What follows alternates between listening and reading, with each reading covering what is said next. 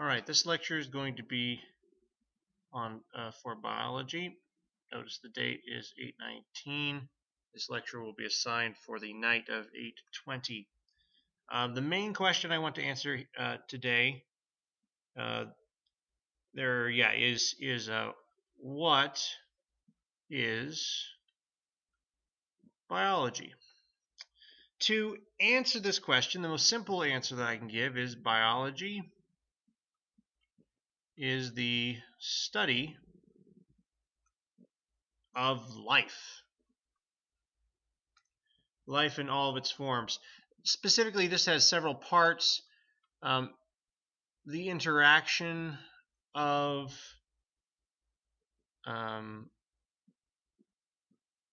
organisms with the environment.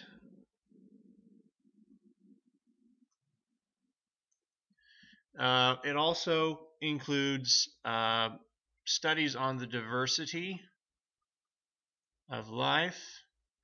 Diversity means the variety of species of actually, let's say, oops, pen's still not doing the way I want it to. Variety of types of creatures. It also deals with identifying or IDing problems with the web of life, with these interactions of organisms with the environment and with each other, and finding solutions.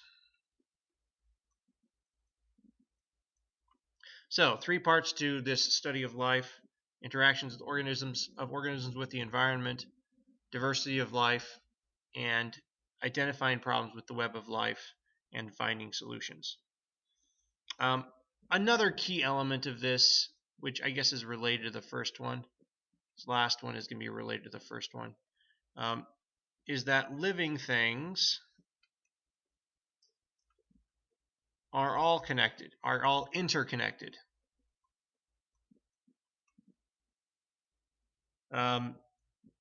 Example of this, an example of the interconnected plants or interconnected living things is found in what we use and produce.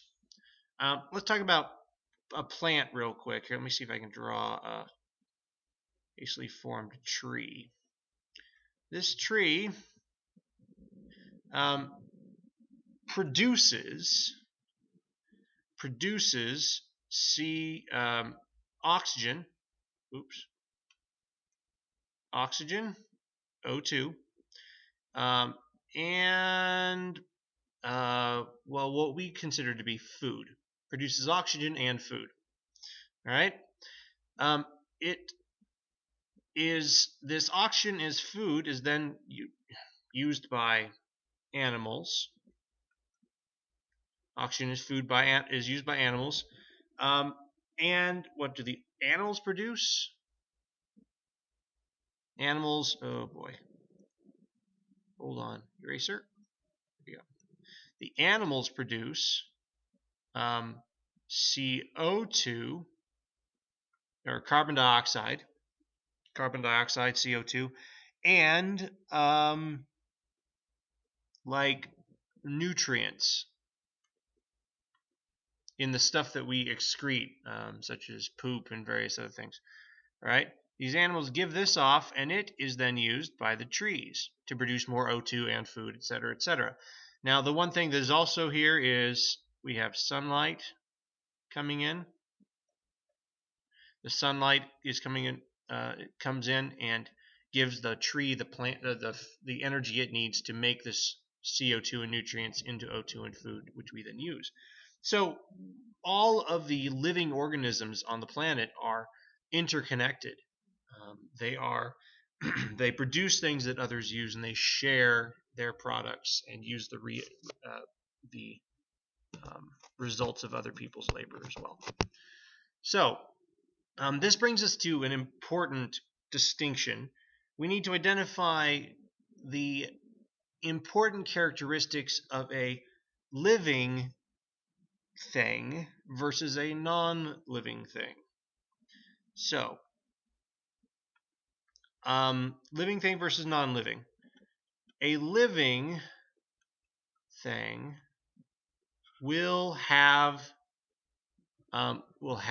all of the following characteristics. All of the following. Living things can have all of the following. Number one, they have an orderly structure. Number two, they orderly structure can be thought of as an organization. I mean, the way this shows up in our bodies is that we have hands and feet and eyes and various other organs. Notice the root word here, organ, organization, similar root word. So we have an orderly structure. The structure is organized. This is different from some other things that that do not have orderly structure. Example, so not orderly. An example of something that's not orderly would be a rock.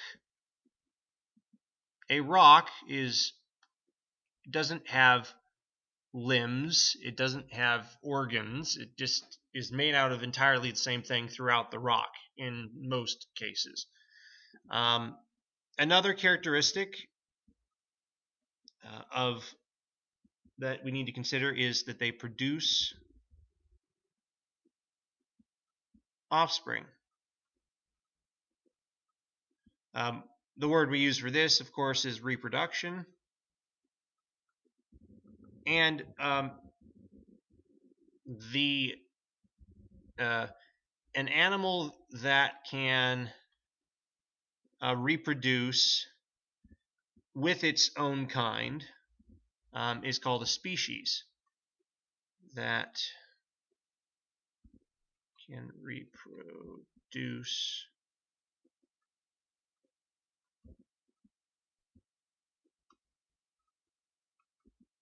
is a species. That's another key word. Species is an animal that can reproduce with its own kind. All right. An example of something that does not produce offspring. A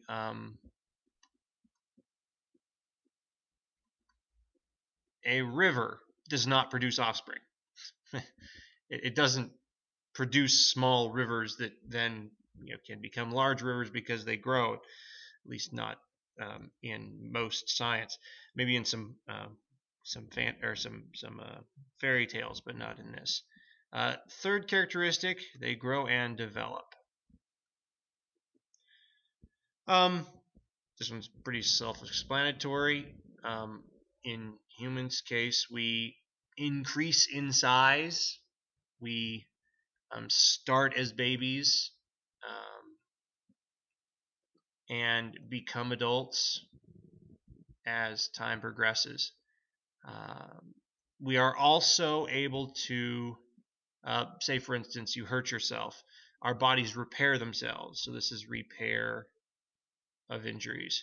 That is also another characteristic of this growing, developing. It's a similar idea. All right, that's number 3. Number 4 is going to have to go on the next page. Something that does not grow and develop. The sun does not grow and develop. It generally decreases in size, decreases in organization, and becomes less powerful as time goes by. All right, number 4, they can adjust to changes in the environment.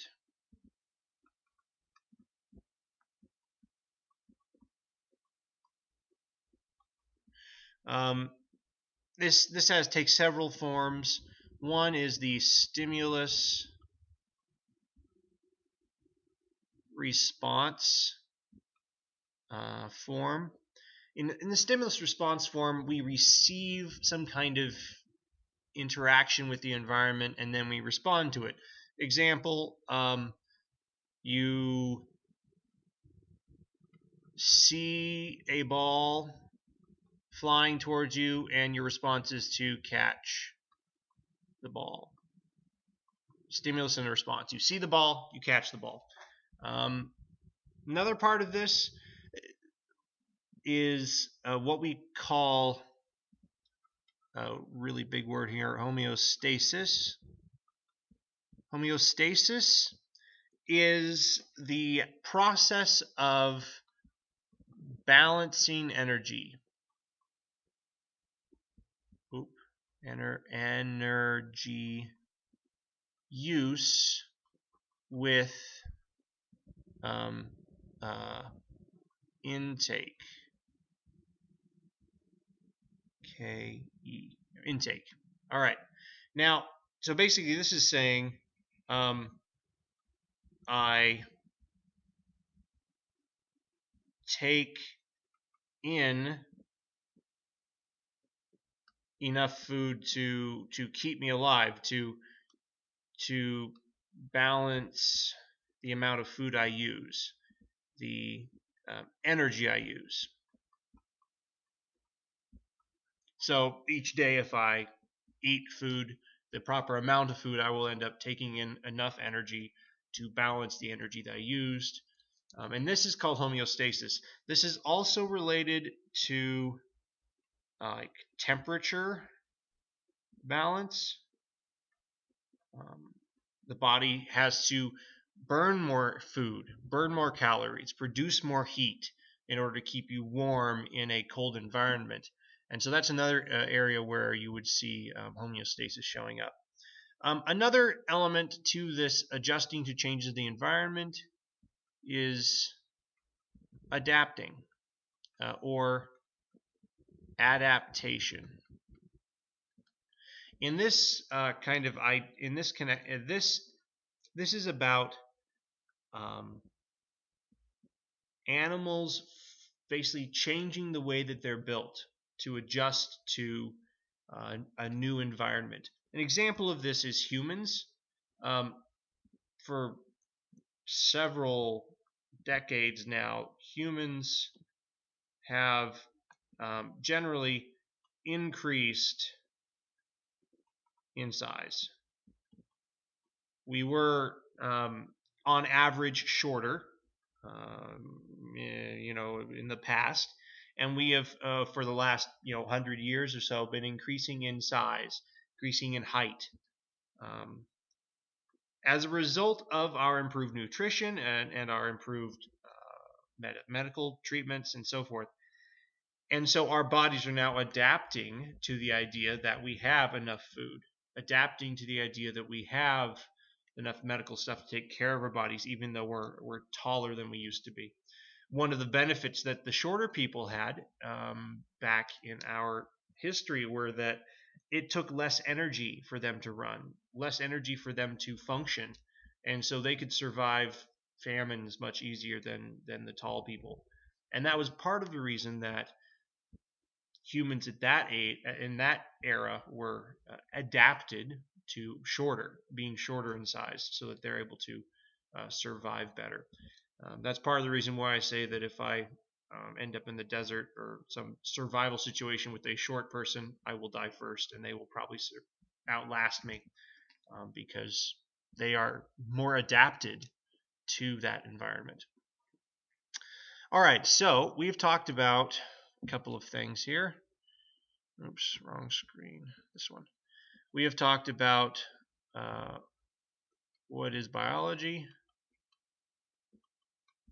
And biology is the study of living things. We've also said that we have differentiated the difference between living and non-living. All right, so here's your homework assignment.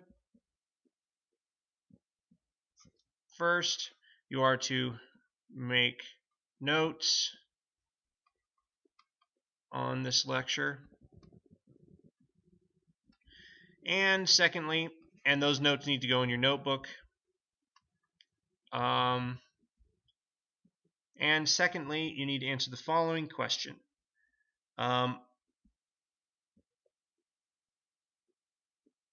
They are list the four.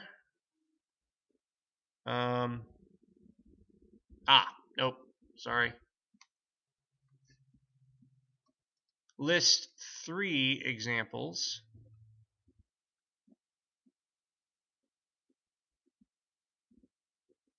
one moment.